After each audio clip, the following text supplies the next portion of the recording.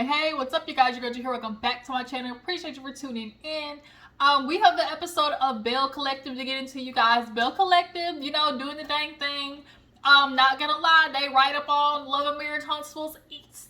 Okay, they really honestly might be past it at this point because we're just getting stuff that's a little bit more, I guess, like meaty, like things we could just really dig into. And honestly, like with the stuff that's going on with Mr. Holt and watching Carlos literally turn a blind eye to it is making everybody just kind of feel real like about Love and Marriage Huntsville. Martell has turned it into something real icky. Martell and the rest of them dodo birds, the two caramel macchiato milk dud heads brothers, Marceau, Maurice, they have just like, it just gives it real icky vibes because Martell is this type of human being and it's not really being addressed on the show.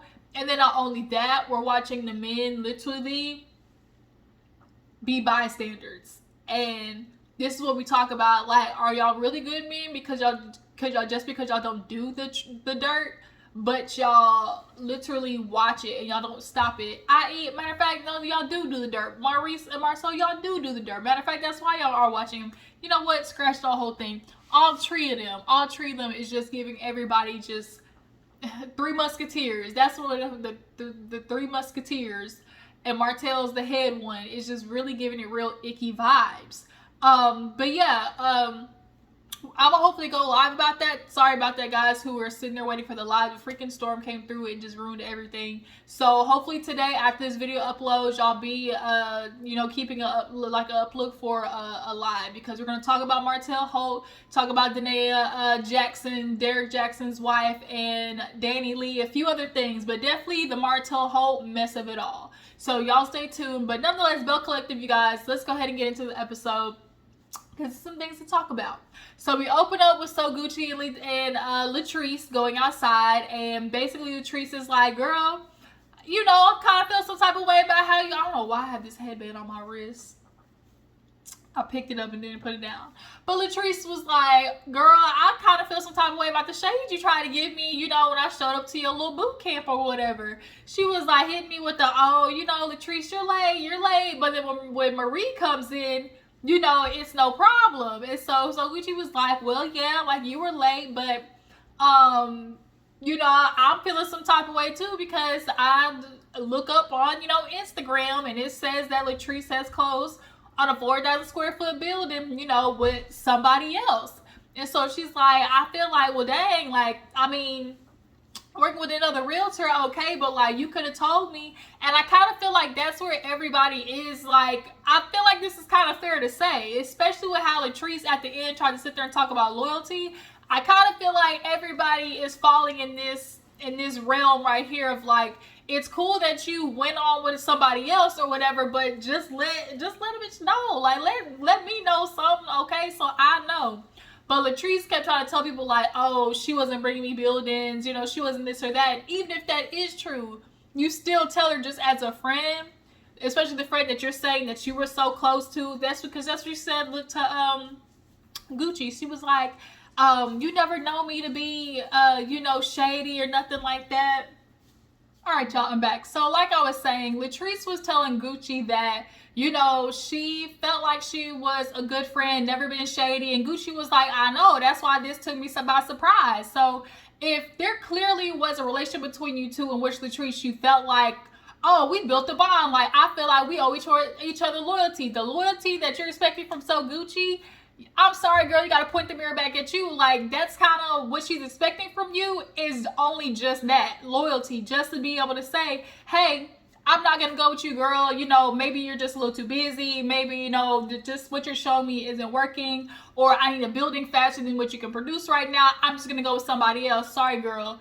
That's what you do. Like, come on, Latrice. But nonetheless, Gucci's like, let me just be salty about it for a little bit. And Treese being shady, like, I don't babysit nobody's feelings, girl. That's just what you feel, So she was like, let me just be salty for a little bit. I'll be okay or whatever. Latrice is like, okay then, girl. So, in the next scene, speaking of Latrice, her friend Josh. So I guess Akeisha's been, a client of his for a few years or whatnot. So she's like, yeah, my friend Josh called me. you know, he talked to me. I like the way he sounded, so I'm going to go check on him. So Josh comes and basically is telling her about, you know, what's been going on with him. And he's basically saying how, you know, he moved in with Latrice, you know, because obviously the water crisis in Mississippi.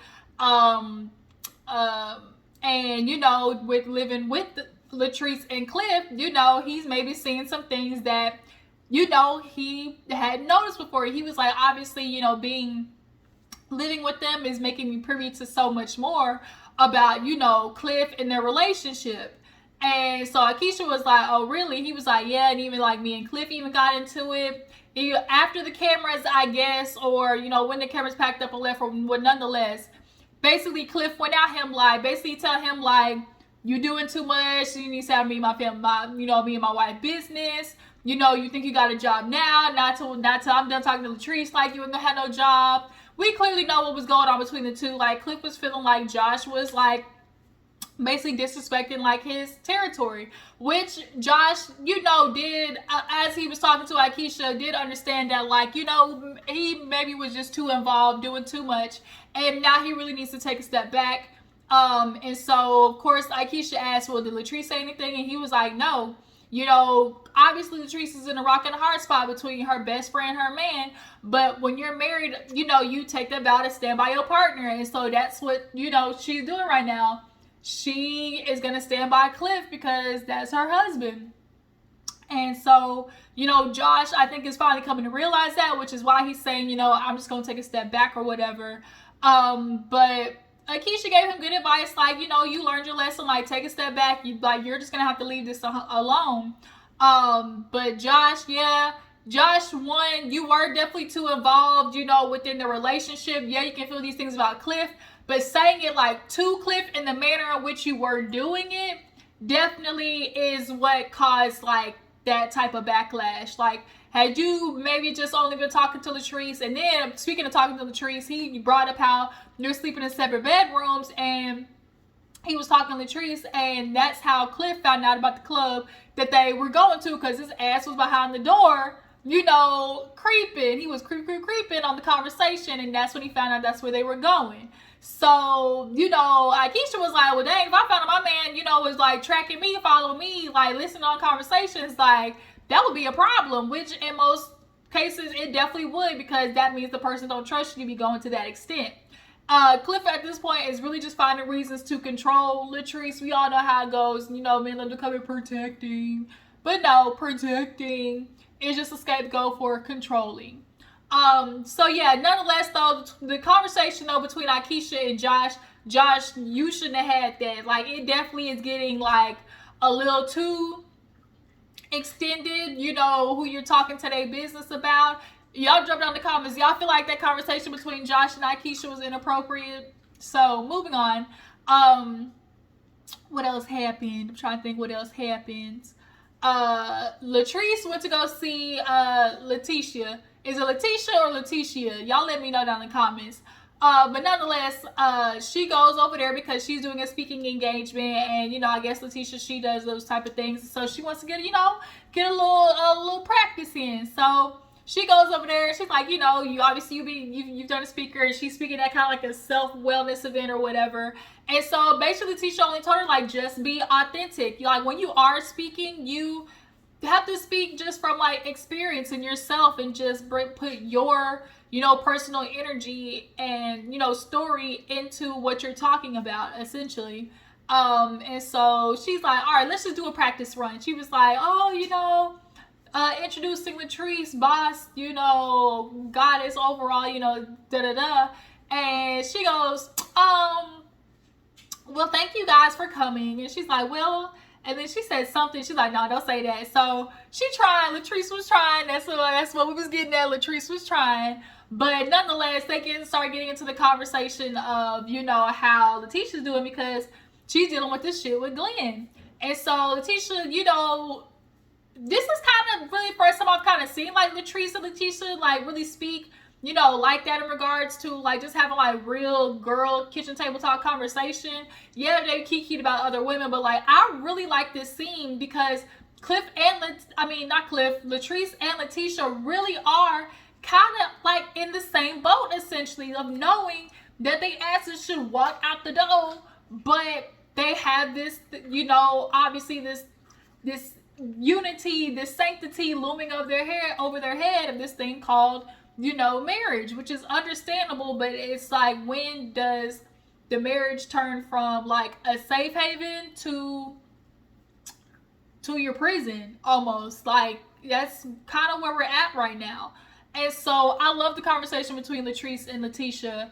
But nonetheless, you know, she was like, you know, I do want to move away from Glen.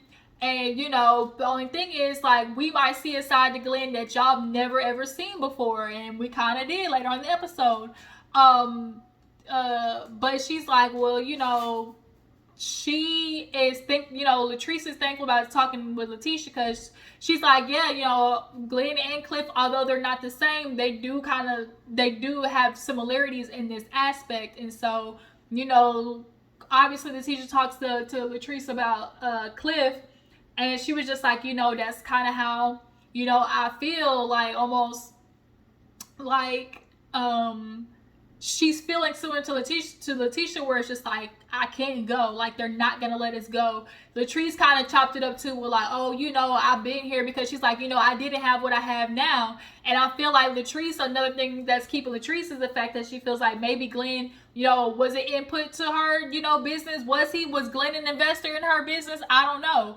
But her feeling like, oh, well, you know, he was with me when I, you know, didn't have this, you know, that's gonna like kind of loom her to stay. But, you know, both of these women are gonna have to make a decision in which part of their life, what, you know, next chapter of life, what it's gonna look like, and do these niggas fit in that picture is the question.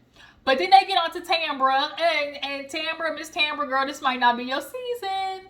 So Latrice is like, girl, I'm done with Tambra, because you tried to call me illiterate, bitch, and I don't like that. I don't appreciate that. You tried to sit there and like fake like, oh, I didn't understand what you was talking about. So I guess y'all remember last season when they had that big blow up about Tambra accusing Akeisha of, you know, calling the girls ugly and whatnot, which we all know that shit happened. But in this other instance, when Tambra basically told Lateshia, like, I'm not going to be on a group chat with her, she tried to sit there and say, like, no, that's not true. That's not what happened. And so Tisha's like, girl, I know what I read. Like, you ain't going to sit there and call me like I'm in the class with a goddamn hat on with a spin top on top. We're not getting ready to do that, okay? So it's like Tambra is lying. Are we getting Tambra or Cherie? You know? And so also Lateshia talked to Latrice about Gucci and how she felt about the situation, and Latrice basically explained like Gucci wasn't moving fast enough for me. Basically, that's what she said, and she gonna stick to it. So moving on, we have a scene with Latrice and Akeisha. They end up going to a little baby spot because, you know, Latrice is a glam mom now that Cliff got his grandkids, because, you know, his children have moved in. You know, they you know, she's, you know, playing with Akeisha's sons and stuff like that. You know, she gets basically her little feel of what it's like, you know, to be a little mother, you know, get a little mothering in, and then you get to like take them bitches back, okay? Just go ahead and y'all can take them back. This will be okay. And that's kind of the good part when you are like the fun uncle or auntie, like, who don't have kids. Like, you're the best. Like, you can play with the kids and everything, but then you get to get them hoes back. You know, people aren't really honest about the responsibility and the weight that children truly and really are. People aren't like, they only want to show like like the birthday parties and the things and, you know, just the glam of it all up front. But behind the scenes, like, that shit is pain. Like, raising kids is pain. So, nonetheless, you know, she's, you know, talking to Akeisha, and Akeisha's basically, you know, trying to ease into this. You can tell Akeisha's like, let me start with some small talk before I ease into the mess that Josh told me. So, you know, she's talking to her like, girl, I see you with the kid, you know, you thinking about having children or whatever. She's like, you know, like, I think about it. And so she's like, well, what is it? It's like, you don't want them, or is it like your husband? And she's like, no, like, I have a great husband, you know. It's just, I don't think, you know, that's just what I'm looking for with all the things that I got going on. And I'm glad I caught how Akeisha, like, alluded to, like, is it the husband, as in, like, or is it just because your husband you don't want to have kids with? And personally, like, y'all, I really think that's what it is. And I think Latrice knows that's what it is, of the fact that, like, one, Cliff is not going to be an involved dad. He's very traditional, which they feel like women are supposed to do everything with the kids. And two, having kids with Cliff is literally a trap. Like, and she knows, like, having kids with Cliff, if she were to want to leave him, that's always going to be his go-to to why she can't leave. You know, you're the mother of our kids. We got to do this together. All this type of stuff. That's kind of like the, like, also like the ball and chain that men, you know, get to wave over, you know, women's head. And I honestly think that's what it is. You guys drop down in the comments. Why do you guys feel like Latrice don't want to have kids? Do you feel like because she personally don't want them, or is it because the nigga that she with? I'm leaning more on this because of the nigga that she with. But, you know, Akeisha gets into, oh, well, you know, I talked to Josh and everything, and she was just like, how did she say it? How did Akeisha say it? Because she was like, wait a minute, where are these questions coming from? Latrice was kind of, because the questions kind of like started slipping down, and she was like, wait a minute, where did this come from? Oh no, I guess, yeah. So she was like, yeah, you know, Josh, and I was linking up with him, and, you know, he basically was talking about how he moved in with y'all. She was like, yeah, you know, he moved in with us, but, you know, it definitely was causing a little bit of, you know, traction or friction, whatever, with me and with my husband. And, you know, and she was like, yeah, you know, he kind of alluded to, like, you know, things going on with you and Cliff, and you know, he felt like sometimes he gotta, you know, I guess he was just defending you. And she was like, yeah, you know, he does try to defend me, and that's what a friend does. And she was like, you know, he shouldn't have been, you know, in the business or whatever. And she was like, he shouldn't have been in the business, or like you shouldn't have told him the business. And so she was like, wait a minute, like, it threw Latrice off. And she was like, and the truth is, like, she does tell him everything. And so when your friend is sticking up for you, it's because you have told him these things, Latrice. Like, there has to be a little bit of accountability on that part. And so it does make it hard for you as a friend when you are on the outside of a relationship and you're just getting, like, the painful part, and you know the reason why they're staying is, like, not to a benefit to them. Like, you literally just have to, like, walk away and hope that they find their way in the situation, essentially.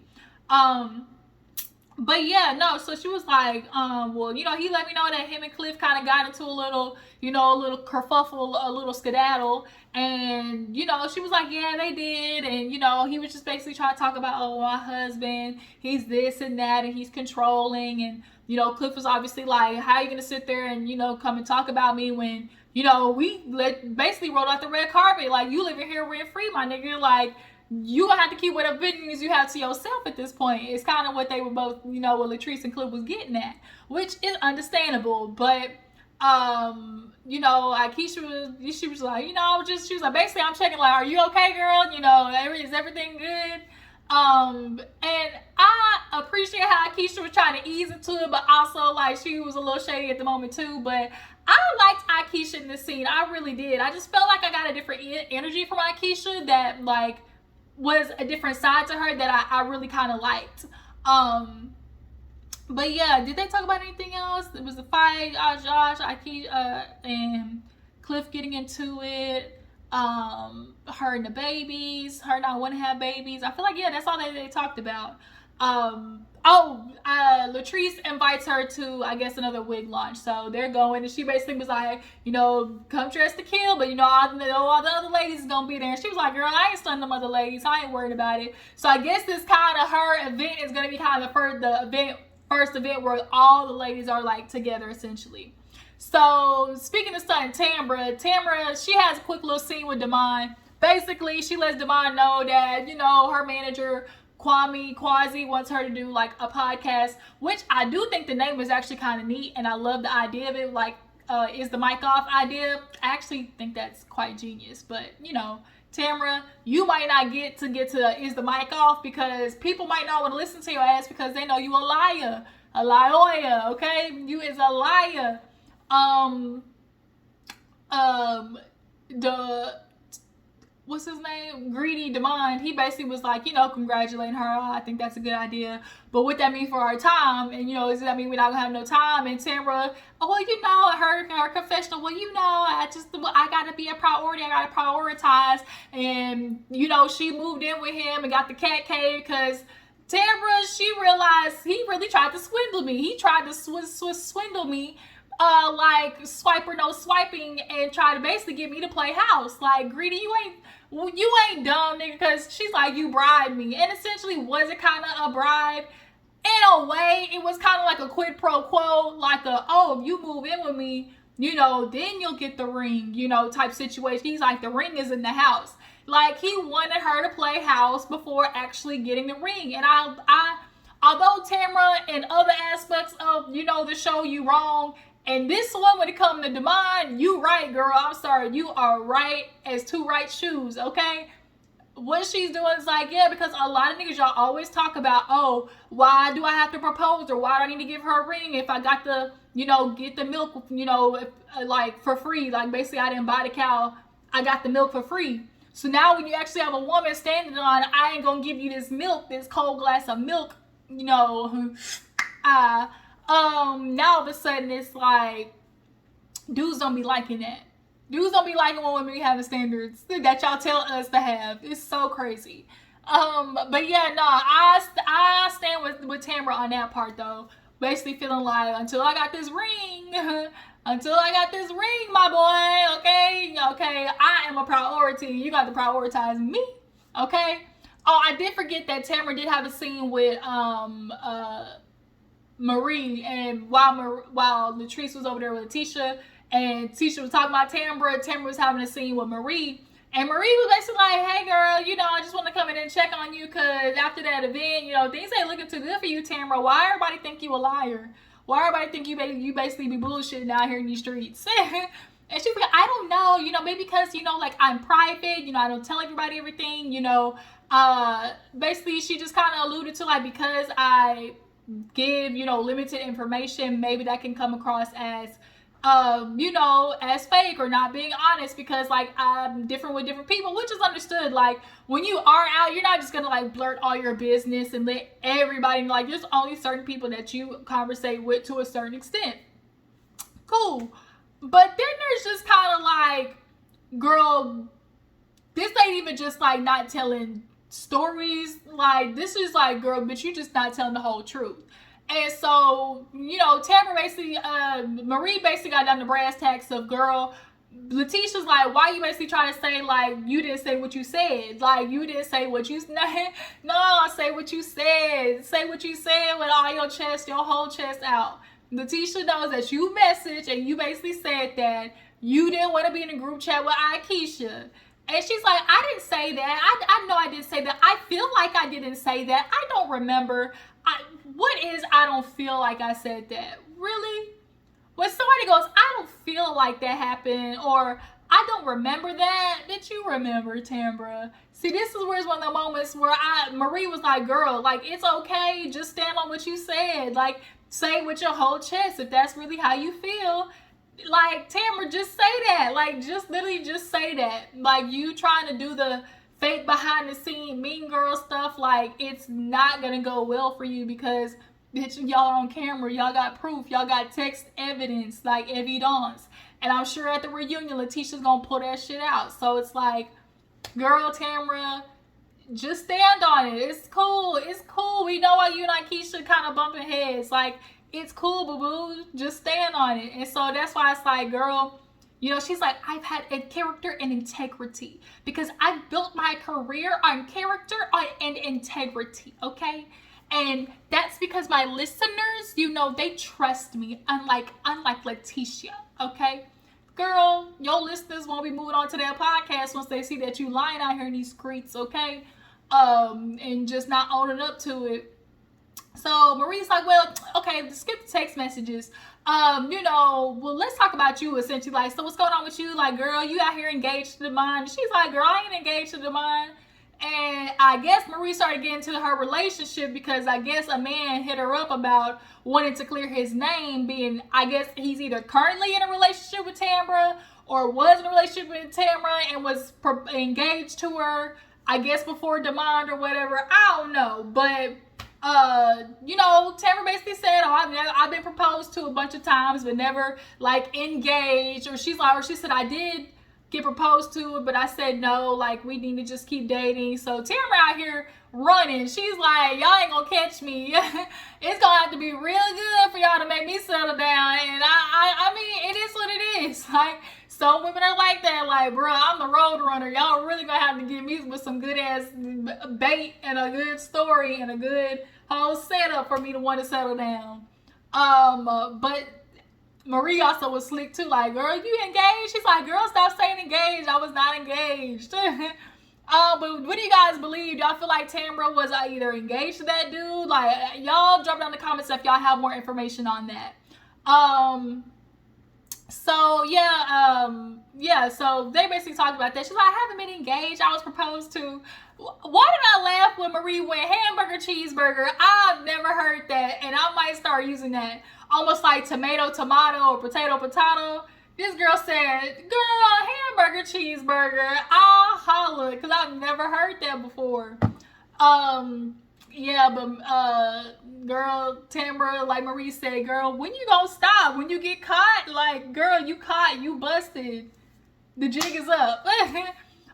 So last but not least, we had this scene where Lateshia thought she was signing on to her apartment, or Marie was signing on her behalf. They get in there, they sitting down talking, and she's like, girl, let's see if we get ready to do this. It's gonna be Marie's name because if I get a divorce and I ain't gotta worry about no marital split ups, no nothing. And they sitting there talking basically, about her situation with Glen and like how it's gonna work. She's like, I just have to move on my own, I just gotta give myself some peace. And I gotta do it this way because this man, is crazy. He ain't gonna let me go. And as Marie's sitting there talking, like, girl, what you gonna do? She said, whoop! She saw Glen walk through that door, and when I tell you these hoes scatter like roaches when the lights come on, they said, ran in the hallway.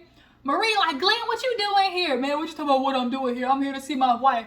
Lateshia, see this the bullshit you doing? See this, so I gotta follow you on. She said, why you stalking? Why you stalking? I ain't stalking, that's my wife. How can't you stalk your wife?